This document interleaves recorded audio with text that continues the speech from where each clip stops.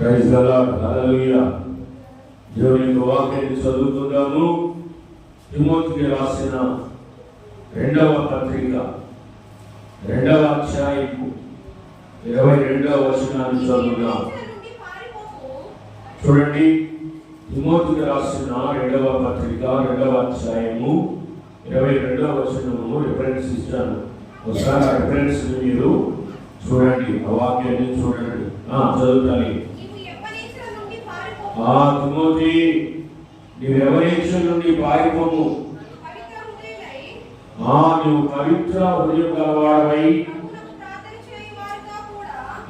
ప్రభువుకు ప్రార్థన చేయు వారితో కూడా నీతిని, విశ్వాసమును, ప్రేమను, సమాధానమును వెంటాడును. చాలండి, చిన్న ప్రార్థన చేసుకుందాం. ప్రేమ కలిగిన, దయ కలిగిన, కృప కలిగిన మా ప్రియ పరలోకపు తండ్రి, ఈ బంగారు పాద పద్మములకు వందనాలయ్యా, స్తోత్రాలు చెల్లిస్తున్నాం. ప్రభా, ఈ మధ్యాహ్నకాల సమయంలో ఈ దీనదాసుడిని శిలువ సాటును అనుపరిచయ్యా. మీరుగా ఉండి మాట్లాడండి, స్పష్టముగా, తేటగా, బలముగా ఈ బిడ్డలను అయ్యా బలపరచు విధముగా, ఈ బిడ్డలకు అర్థమో విధముగా మీరు మాట్లాడి మహిమాకరంత ప్రభావాన్ని పొందుకుంటాను. ఇంకా రావాల్సిన బిడ్డలు అనేక మంది ఉండగా ఉచితమైతే నడిపించునని ఇదిన వాక్యం ద్వారా మీరు మమ్మల్ని బలపరిచి సహాయం దయచేయమని యేసుక్రీస్తు నామములో అడిగి వేడుకుంటున్నాను తండ్రి, ఆమేన్. ప్రియులారా, ప్రియమైన దేవుని బిడ్డలారా, గత పునరుత్థాన దినమందు దేవుడు స్పష్టముగా మీతో ఎంతో తేటగా మాట్లాడాడు. ప్రియులారా, అపొస్తలుడైన పౌలు యవన కాలంలో ఎంతో భక్తిగా జీవించిన ఆ తిమోతికి ఏం చెప్పాడో, పిల్లారా ఏ మాటలు చెప్పాడో అవే మాటలు సంఘానికి కూడా చెప్పాడు. యవనేశ్వరుని పారిపోము, లోకాసురుని పారిపో. దాని మీద కొన్ని విషయాలు నీకు చెప్పాను కదా. సోదరుడు ప్రార్థన చేసింది కదా, విగ్రహారాధన నుండి పారిపోండి, పాపములకు దూరంగా పారిపోండి, కీడుకు దూరంగా పారిపోండి అని కొన్ని విషయాలు దేవుడు నీతో గత వారంలో చెప్పాడు. రెండవ మాట చూస్తున్నాం. రెండవ మాట ఏం మాట్లాడంటే పవిత్ర హృదయము. కాబట్టి ఇక్కడ హృదయం అనే మాట కాదండి, విశ్వాసులు చాలా అబ్జర్వ్ చేయాలి. పవిత్ర హృదయమే కాదు, పవిత్రమైన జీవితం. అంటే హృదయం పవిత్రంగా ఉంటే అన్ని పవిత్రంగా ఉంటాయంటున్నాడు కదా. కాబట్టి ఇక్కడ ఒక మాటలో చెప్పాలంటే పవిత్రమైన జీవితం అని అర్థం, లేదా పరిశుద్ధమైన జీవితం అని అర్థం. ఓ తిమోతి, నువ్వు పవిత్రమైన జీవితాన్ని జీవించు, పరిశుద్ధమైన జీవితాన్ని జీవించు అని చెప్తున్నా. కాబట్టి ఎందుకు అంటే ఈ పవిత్రమైన జీవితము, ఈ పరిశుద్ధమైన జీవితము మనల్ని ఎంతగానో దీవిస్తుంది, ఆశీర్వదిస్తుంది. ఎందుకు అంటే యేసుక్రీస్తు వారు ఎంత పరిశుద్ధుడో మనందరికీ తెలుసు. ఎన్నోసార్లు ఆయన గురించి మనం చెప్పుకుంటున్నాం. ఈ భూమి మీద ఉన్నంత కాలం ఆయన గురించి మనం చెప్తూనే ఉంటాం. ఆయన గురించి ఎన్నో మాటలు రాయబడ్డాయి. హెబ్రీయులకు రాసిన పత్రిక 7వ అధ్యాయము 26వ వచనంలో మనం చూస్తే యేసుక్రీస్తు గురించి అపోస్తలుడైన పౌలు చెప్తున్న మాటలని. హెబ్రీయులకు రాసిన పత్రిక 7వ అధ్యాయము 26వ వచనము చదవమా. అదిగో ఎలాంటి వాడు చూసుకోండి. ఒకవేళ మీరు దొరకకపోతే దాని వైపు మీరు మానేసేయండి. మీరు వాక్యం చెప్పేటప్పుడు చూడండి, పవిత్రుడు, నిర్దోషి, నిష్కల్మషుడు, పాపుల్లో చేరక ప్రత్యేకంగా ఉన్నవాడు, ఆకాశ మండలం కంటే వీటిని హెచ్చైన వాడైన ఇంటి ప్రధాన యాజకుడు, మనకి సరిపోయిన వాడు. దేవునికి స్తోత్రం. మనకి సరిపోయిన వాడు, మనకి చాలిన వాడు, మనకనే కాదు యావత్ ప్రపంచానికి సరిపోయిన వాడు. ఏ విషయంలో సరిపోయినోడు? ఏ విషయంలో సరిపోయినోడు అంటే అక్కడ పౌలు రాశాడు యేసుక్రీస్తుని గురించి. ఒకటి, పవిత్రుడు ఆయన. చూడండి, పవిత్రుడు. ఆయన ఎక్కడ కూడా అపవిత్రత లేదు, పాపం లేదు ఆయనలో. ఆయన పవిత్రుడు. రెండవది నిర్దోషి. దోషిగా కాదు, నిర్దోషి. ఆయన నిర్దోషి. రెండవది. మూడు నిష్కల్మషుడు. ఏ కలంకం లేదు ఆయనలో, ఏ కలంకం లేదు, ఏ కపటము లేదు, నిష్కల్మషుడు. మూడవది. నాలుగవది సపరేట్ ఫ్రమ్ సిన్నర్స్. పాపుల్లో చేరక. చూడండి, అందుకే దావీదు ఏం చెప్పాడు? దుష్టుల ఆలోచన చొప్పున అని ఆ వాక్యం చెప్పాడు. అవునా? నాకు వచ్చేంటిరా ఊరగా చెప్తున్నా మీకు. కాబట్టి దేవుని బిడ్డలారా, ఆయన పాపుల్లో చేరలేదు, ప్రత్యేకంగా ఉన్నాడు అంటున్నాడు. ఇంటి ప్రధాన యాజకుడు. ప్రధాన యాజకుడు ఆయన, హై ప్రీస్ట్ ఆయన, ప్రధాన యాజకుడు ఆయన. ఆయన గురించి ఆ మాటలు చెప్తున్నాడు. ఆయన పవిత్రుడు, పరిశుద్ధుడు. పరిశుద్ధుడు. పరిశుద్ధతకు చాలా పెద్ద పీఠం వేస్తాడు ఆయన. పరిశుద్ధమైన జీవితం జీవిస్తే నువ్వు బహుగా దీవించబడతావు, బహుగా ఆశీర్వదించబడతావు. అందుకే పౌలు చెప్పాడు తిమోతితో, నువ్వు పవిత్రమైన హృదయం అన్నాడు. పవిత్రమైన కన్నులు, పవిత్రమైన చేతులు, ఇలా చెప్పుకుంటూ పోతే పవిత్రమైన ఆలోచనలు, పరిశుద్ధమైన తలంపులు. తెలుసా? కాబట్టి పరిశుద్ధమైన జీవితం కలిగి ఉండాలంటున్నాడు. ఎందుకంటే ఒక సందర్భాన్ని నేను చూపిస్తాను. సందర్భాన్ని, మంచి సందర్భం అది, చాలా బాగుంటుంది ఆ సందర్భం. ఆ సందర్భాన్ని ఒకసారి యెహోషువ గ్రంథంలోకి రండి చూద్దాం. యెహోషువ గ్రంథంలోకి రండి చూద్దాం.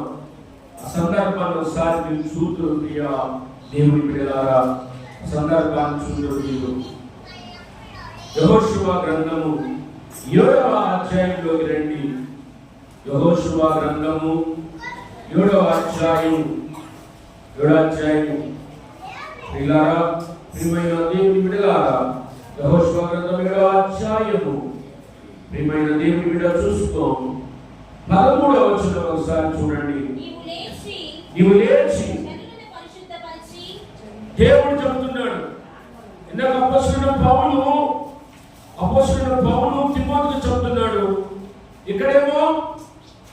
ఇక్కడేమో దేవుడు చెబుతున్నాడు, యెహోషువతో చెబుతున్నాడు. యెహోషువ, నీవు లేచి జనులను పరిశుద్ధపరచి వారితో ఇలాగ చెప్పుము,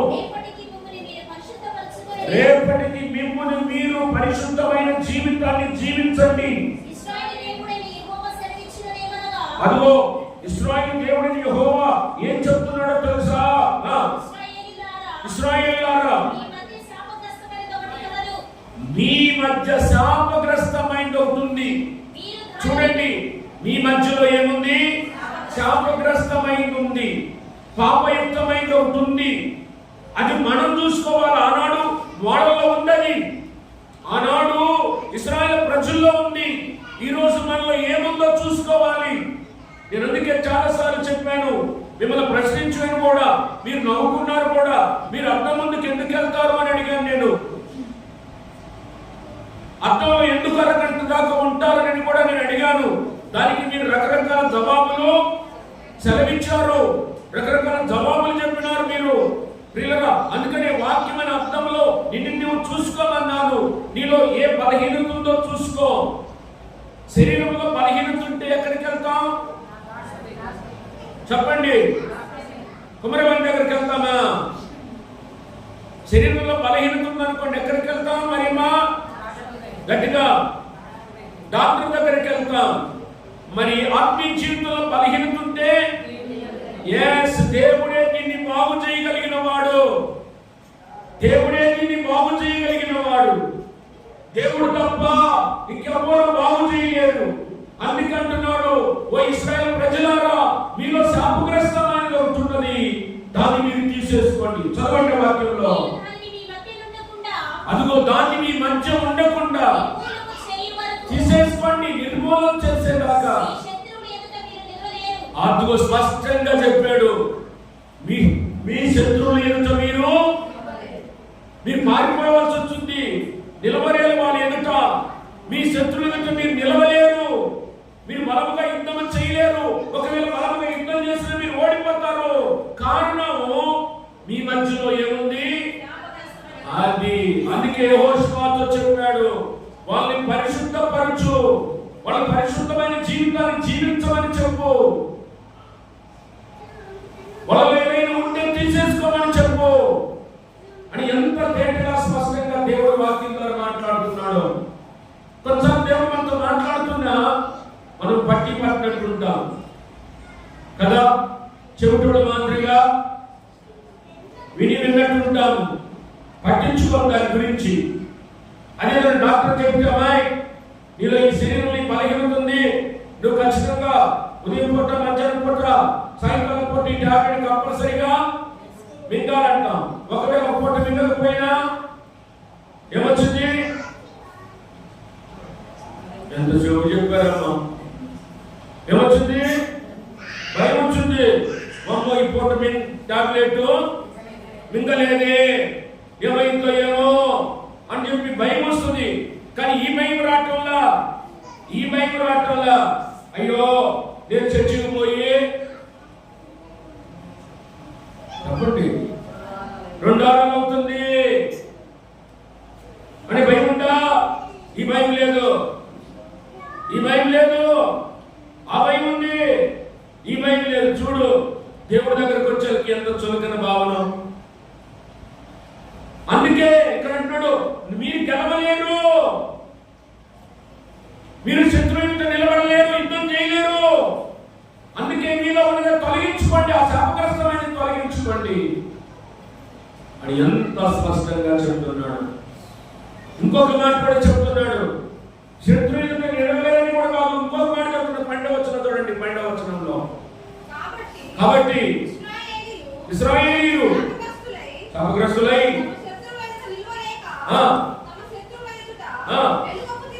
అదిగో పారిపోయి తిరిగిపోయారు.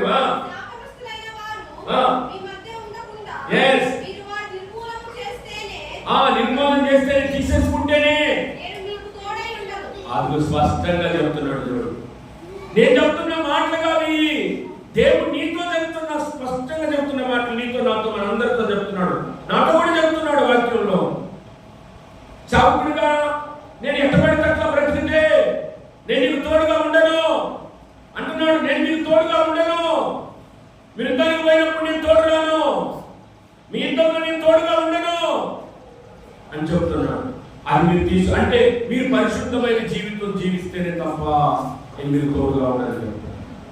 పరిశుద్ధమైన జీవితాన్ని పౌలు చెప్తున్నాడు. జాగ్రత్త, గమనిస్తుడు కదండి, గమనిస్తుడు కదా, ఎక్కడ పాపంలో పడిపోతాడని జాగ్రత్తలు చెప్తున్నాడు.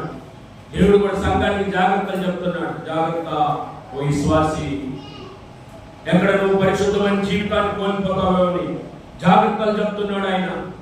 పరిశుద్ధమైన జీవితానికి దేవుడు చాలా, ఎందుకంటే ఆయన పరిశుద్ధుడు, ఆయన పవిత్రుడు. అందుకే యోబు గ్రంథము 1వ అధ్యాయం 5వ వచనం చదవండి. యోబు గ్రంథం 1వ అధ్యాయం 5వ వచనం మీకు రిఫరెన్స్. ఇది నా సొంత కవిత్వం కాదు, నా సొంత మాటలు కాదు. యోబు గ్రంథం 1వ అధ్యాయము ఆదికాండం పక్కనే ఉంటుంది, చూడండి. లేకపోతే తిప్పుతున్నారు జ్ఞాపకం కదా, చెప్పండి త్వరగా. యోబు గ్రంథం 1వ అధ్యాయము 5వ వచనము చదువు సరళ.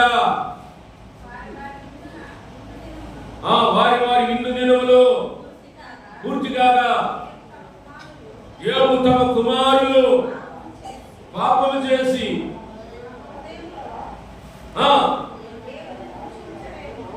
దేవుణ్ణి దూషిస్తారేమోనని విలువనంపించి వారిని పవిత్రపరిచి అరుణోదయం లేచి వారి కోసం ఒక్కొక్క నిమిత్తమై దారుమని అర్పించుచు వచ్చెను. యోబు నిత్యము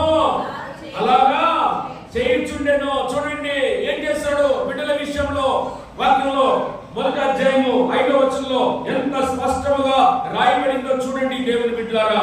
ఏం చెప్తున్నాడు చూడండి, వాక్యంలో ఏం చెప్తున్నాడు ఆయన? పొద్దున్నే లేస్తున్నాడు, ఉదయాన్నే లేస్తున్నాడు. ఎంతమంది ఉదయం లేచారు? మిమ్మల్ని మీరు నేను అడగట్లా, వాక్యం మిమ్మల్ని అడుగుతుంది. ఎంతమంది పొద్దున్నే లేచారు? పొద్దున్నంటే 8ంటికి కాదు, పొద్దున్న అంటారు. పొద్దున్నంటే 8ంటికి సగనే తల్లి, 4ంటికి లేదా 5ంటికి పొద్దున్నే లేచి 5ంటికల్లా లేచి అరుణోదయం లేచి చదవండి. ఎంతమంది పిల్లలు యోగుకి? గట్టిగా చెప్పండి. ఎంతమంది? మరి 10 మందా, 20 మందా, 30 మందా? 10 మంది కన్ఫర్మేనా? సరే, 10 మంది ఆడపిల్ల ఎంతమంది, మగ పిల్ల ఎంతమంది? నువ్వే చెప్పు. 10 మంది అని అన్నావు, బాగానే ఉంది. అడుగుతారు కదా ఎవరన్నా, మా నీకు ఎంతమంది పిల్లలు? నీకు ఎంతమంది పిల్లలు? రిక్కా నీకు ఎంతమంది పిల్లలు? నాకు 3 అన్నా. ఇందులో ఆడపిల్ల ఎంతమంది, మగ పిల్ల ఎంతమంది? ఒక కొడుకు అన్నా, 2 కూతుర్లు అన్నా అని చెప్తావుగా. అట్లానే చెప్పు. ఎవరికి ఎంతమంది పిల్లలు అంటే 10 మంది అన్న. రైటే, వెరీ గుడ్. ఎంతమంది మగ పిల్లలు, ఎంతమంది ఆడపిల్లలు? సుకన్య, సురేఖ, అది 7 మగ పిల్లలు, 3 ఆడపిల్లలు ఆయనకి. ఆ 10 మంది పిల్లల నిమిత్తం పొద్దున్నే లేచాడు. ఎందుకు లేస్తున్నాడో పొద్దున్నే ఉదయాన్నైనా ఆ పిల్లల కోసం అంటే వాళ్ళు దేవుని విషయంలో ఎక్కడైనా తప్పిపోతారేమోనని, బిడ్డల విషయంలో. అందుకన్నాడు వాళ్ళు ఎక్కడైనా దేవుని దూషిస్తారేమో, అంటే దూషిస్తే పాపం చేస్తారని భయము. పిల్లల విషయంలో తండ్రి భయపడుతున్నాడు. ఎందుకంటే తాను పరిశుద్ధుడిగా బ్రతుకుతున్నాడు, యోబు పరిశుద్ధుడిగా బ్రతుకుతున్నాడు, యోబు పవిత్రుడిగా బ్రతుకుతున్నాడు. అందుకని తన వల్ల తన బిడ్డలు కూడా బ్రతకాలి. చూడు, ఇట్స్ ఎ వండర్ఫుల్ రీజన్. ఎంత గొప్ప రీజన్ తండ్రిది కదా. తల్లిదండ్రులు ఎట్లా అనుకుంటున్నారో చూడండి. ఆ తల్లి ఆ తండ్రి నిజంగా పరిశుద్ధులుగా బ్రతుకుతున్నారు కాబట్టి దేవుని బిడ్డలాగా తన బిడ్డలు కూడా తన వలే నా వలే కదా. నిజంగా తల్లిదండ్రులు ఎక్కువగా ఆశిస్తారు నాకు తెలిసి, ఎక్కువగా కోరుకుంటారు నాకు తెలిసి కదా. తల్లిదండ్రుల కంటే బిడ్డలు ఎక్కువగా, బిడ్డలు పుట్టిన తర్వాత, బిడ్డలు కన్న తర్వాత చాలా మంది ఏం కోరుకుంటారు? నేను పెద్దగా చదువుకోకపోయినా, అవునా?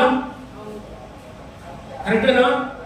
సరళ, నేను పెద్దగా చదవలేకపోయినా నా పిల్లలన్నా అంటే నాకంటే నా పిల్లలే హైయెస్ట్ పొజిషన్ లో ఉండాలి అని యువర్ డిజైన్, యువర్ డిజైన్. అది ఒక తండ్రిగా, ఒక ఫాదర్గా అది నువ్వు ఆశిస్తున్నావు, తల్లిగా నువ్వు ఆశిస్తున్నావు.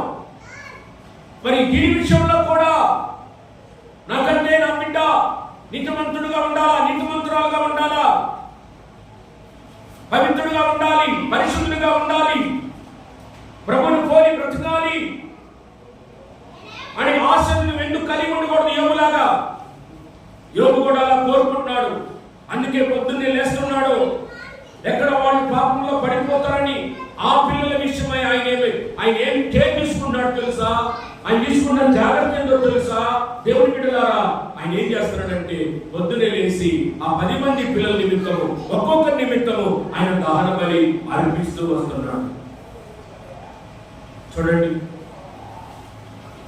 దహన బలి అంటే ఇప్పుడు చెప్పాలంటే ప్రార్థన చేస్తున్నాడు అని అర్థం. ప్రార్థిస్తున్నాడు ఆయన కదా. అందుకేనండి పిల్లల్ని మనము వదిలేయకూడదు. అలా పుట్టినరోజు అప్పుడే కాదు కేర్ తీసుకునేది, బడికి పోయేటప్పుడే కాదు కేర్ తీసుకునేది తెలుసా. బడికి పోయేటప్పుడు ఏం చేస్తామా?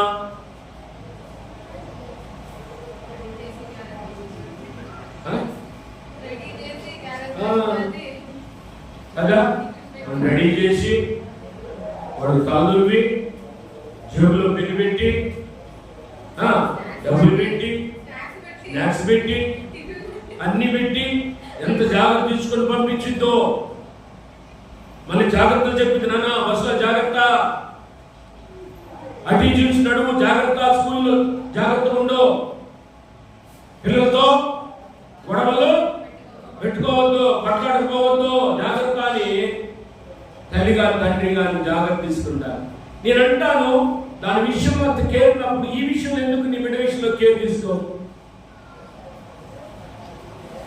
చర్చికి పోయినప్పుడు నీ బిడ్డకి జాగ్రత్తలు ఎందుకు చెప్పు? నాన్న జాగ్రత్త, చర్చిలో అటు ఇటు పరిగెత్తబాకు, జాగ్రత్తగా కూర్చో.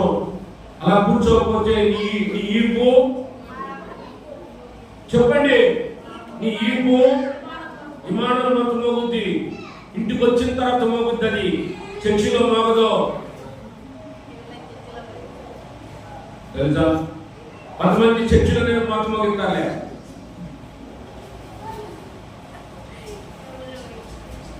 ఏం చేసేదాకా వాడు ఎంత పడుతున్నా అంటాడు. పట్టణంతో పాటు గద్దించడంతో పాటు ప్రార్థన చేయి. యోగు చేసింది అదే, పట్టణాలని ప్రార్థన చేశాడు. ప్రతి ఉదయాన్ని లేసి వాళ్ళు పరిశుద్ధంగా ఉండాలని ప్రార్థన చేశాడు. అందుకే సామెతల్లో సొలొమోను గారు కూడా అంటాడు, చదవండి మంచి మాట. సామెతల గ్రంథం ఎంత మంచి మాట ఇది, ఎంత బాగుందో ఈ మాట, ఎంత బాగుందో. సామెతల గ్రంథం 22వ అధ్యాయము 11వ వచనం. అదిగో చూడండి ఎంత బాగుందో, చూడండి ఎంత అండర్లైన్ చేసుకోండి, పెన్ తీసుకోండి. మీకు అక్కడ అండర్లైన్ లేకపోతే పెన్ తీసుకొని అండర్లైన్ చేసుకొని గుర్తుపెట్టుకోండి. సామెతల గ్రంథం 22వ అధ్యాయం 11వ వచనం అంటున్నాడు, హృదయ శుద్ధిని ప్రేమించుచు దయగల మాటలు పలుకువాడు. ఓ దేవునికి స్తోత్రం, హల్లెలూయా. ఎంత మంచి మాట, ఎంత జ్ఞానయుక్తమైన మాట, ఎంత నిజంగా ఈ వాడండి, ఈ వాడు, ఈ సెంటెన్స్, ఈ వాడులో నిజంగా ఎంత బంగారం లాంటి మాట. చూడండి అక్కడ ఏముందో, హృదయ శుద్ధిని ప్రేమిస్తూ. దేనంట ప్రేమిస్తూ ఉండాలా? ఎంతమంది ప్రేమిస్తున్నారు? ఎట్లా మనిషి ఎక్కువ ఏంటి ప్రేమిస్తున్నాడు? ఏమో వద్దులే, మిమ్మల్ని ప్రశ్నలు అడగలే. మానవుడు దేన్ని ప్రేమిస్తున్నాడు? విశ్వాసి దేన్ని ప్రేమిస్తున్నాడు? హృదయ శుద్ధిని ప్రేమిస్తున్నాడా? శరీర శుద్ధిని ప్రేమిస్తున్నాడు? ఒకటికి 10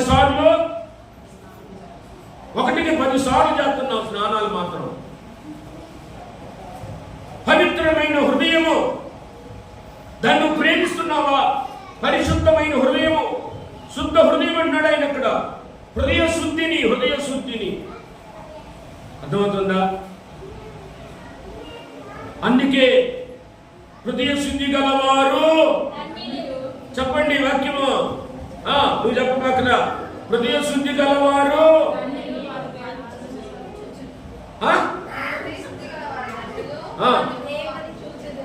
వాళ్ళు ఎవరు చూస్తారంట? దేవుని చూడాలంటే మరి హృదయం శుద్ధిగా ఉందా? ఏందమ్మా మెట్టు అట్టు మెట్టుంది సీట్ మీద కడుగుతావు, ఏం కడుగుతావు, ఎంత కడుగుతావు తెలుసా? మరి హృదయ శుద్ధిని, నీ హృదయం పవిత్రంగా ఉందా? నువ్వు పరిశుద్ధమైన జీవితాన్ని జీవిస్తున్నావా? జీవిస్తే నువ్వు ఆయన చూస్తావు. చూడు ఆశీర్వాదం ఎక్కడ ఇందాక చెప్పాడు, మీరు పరిశుద్ధంగా ఉంటే నేను మీతో పాటు వస్తాను, నేను మీతో పాటు వస్తాను, మీకు విజయాన్ని ఇస్తాను. ఇక్కడ ఏమంటున్నాడు తెలుసా? ఎందుకు మీరు దేవుణ్ణి చూస్తారు, నన్ను చూస్తారు, మీరు నన్ను చూస్తారు. మరి దేవుని బిడ్డలా పౌలు తిమోతికి అదే చెప్పాడు. తిమోతి కూడా అట్లనే జీవించాడండి. తిమోతి కూడా అట్లనే జీవించాడు. పవిత్ర హృదయుడై జీవించాడు, పరిశుద్ధమైన హృదయాన్ని కలిగి జీవించాడు, పరిశుద్ధమైన జీవితాన్ని కలిగి జీవించాడు. రెండవది ప్రియులా చెప్పాడు, ప్రార్థన చేయి వారితో కూడా అన్నాడు.